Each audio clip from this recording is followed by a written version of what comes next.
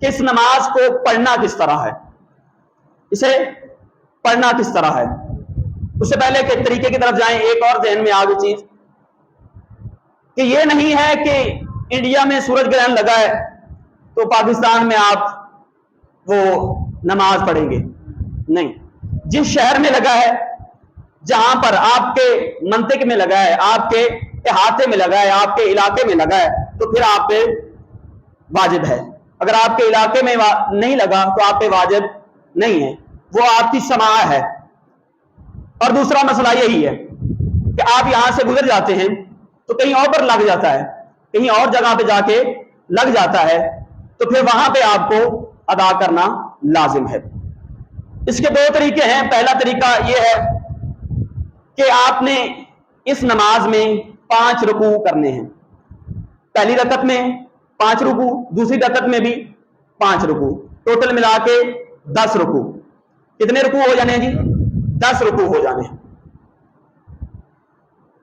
پہلا طریقہ یہ ہے کہ آپ نے ہر رکوع میں سورہ الحمد اور اس کے بعد کوئی دوسری سورہ پڑھنی ہے، سورہ الحمد اور اس کے بعد کوئی دوسرا سورہ پڑھنی ہے۔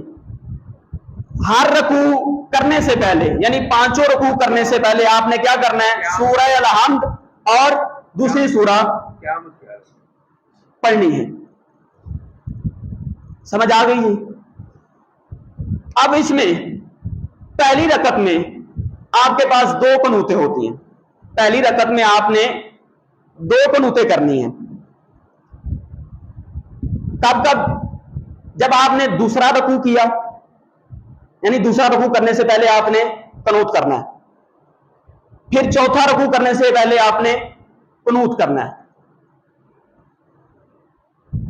پھر بعد میں دوسری رکعت آ گئی، اس میں آپ نے وہی طریقہ، رکوع کا وہی طریقہ کہ ہر رکوع سے پہلے سورہ الحمد اور کوئی دوسرا سورہ، یعنی پہلی سورہ الحمد اور اس کے بعد کوئی دوسرا سورہ آپ نے پڑھنی ہے۔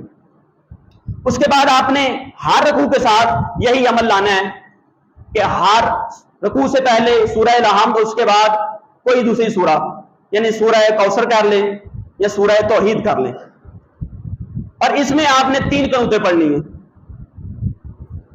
پہلے رکوع سے پہلے، تیسرے رکوع سے پہلے اور 5ویں رکوع سے پہلے۔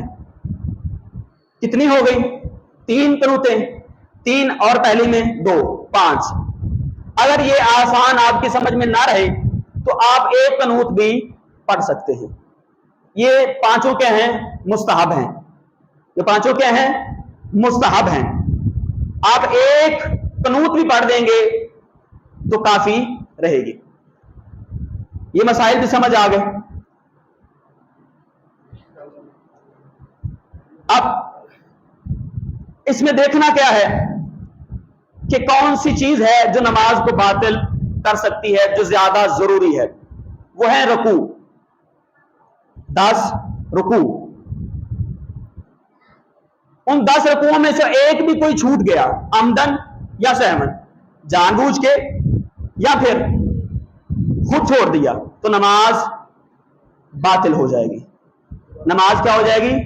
باطل ہو جائے گی۔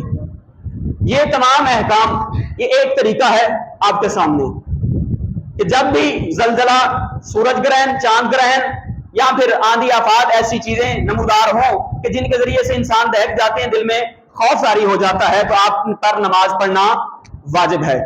وما علینا الا البلاغ المبین۔